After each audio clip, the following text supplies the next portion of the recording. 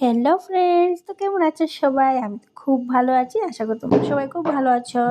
তো আমি আজকে তোমাদেরকে দেখাবো কি ক্রিম্পিং মেশিন ছাড়া কিভাবে তোমরা হেয়ার ক্রিম্পিং করবা। তো আমি আগে চুলগুলোকে ভালো করে আঁচড়ে নিচ্ছি, তারপর দেখবে আমি কি করছি এখন, যে হেয়ার ক্রিম্পিং মেশিন ছাড়াই আমি পুরো পুরো চুলটা আমি হেয়ার ক্রিম্পিং করে নেব। তো আমি প্রথমে ধীরে ধীরে একটা করে বেনুনি করে নিচ্ছি, মানে ছোটো ছোটো চুল নিয়ে, বেশি না, জাস্ট অল্প অল্প করে একদম শুকোভাবে পুরো আমি বেনুনিটা করে নেব।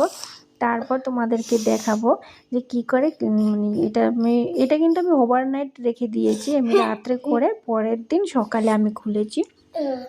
তো তোমরা দেখতে থাকো যে আমি কিভাবে হেয়ার ক্রিম্পিংটা করছি। তো এইভাবে একেবারে টাইট করে বানাবে, আস্তে লুজ করবে না, টাইট করে বানাবে। যদি টাইট করে বানাও তাহলে ক্রিম্পিংটা খুব ভালো করে হয়। আমি দেখো একবারে টাইট করেই বানিয়েছি। তো আমার এদিকে একটা হয়ে গেছে, একটা করে আমি রাবার দিয়ে বেঁধে নিচ্ছি। তো আমার চুলগুলো তো এত পাতলা যে নিচের সাইডটা পুরো আর হয়ে আসছে না। তো এটাকে আমি ফোল্ড করে রাবার দিয়ে লাগিয়ে দিয়েছি, হেয়ারব্যান্ড রাবার দিয়ে।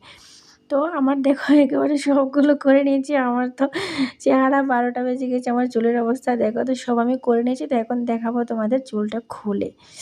তো এই যে হয়ে গেছে আমার হেয়ার ক্রিম্পিং, দেখো তোমরা কত সুন্দর হয়েছে। এই দেখো, কোনো ক্রিম্পিং মেশিন ছাড়া, যদি মেশিন আমার কাছে আছে, কিন্তু মেশিন দিয়ে করলে কি হয়, চুলগুলো ফেটে যায় বা চুলের গোড়াতে প্রচণ্ড হিট লাগে। তো হিট লাগার কারণে চুল গোড়া থেকে উঠে যায়। তো তোমরা প্লিজ কমেন্ট করে বলবে কেমন হলো আমার হেয়ার ক্রিম্পিংটা, প্লিজ কমেন্ট করে বলবে। কিন্তু দেখো কত সুন্দর হয়েছে, একেবারে মনে হচ্ছে মানে মেশিনের থেকেও খুব ভালো করে হয়েছে কিন্তু।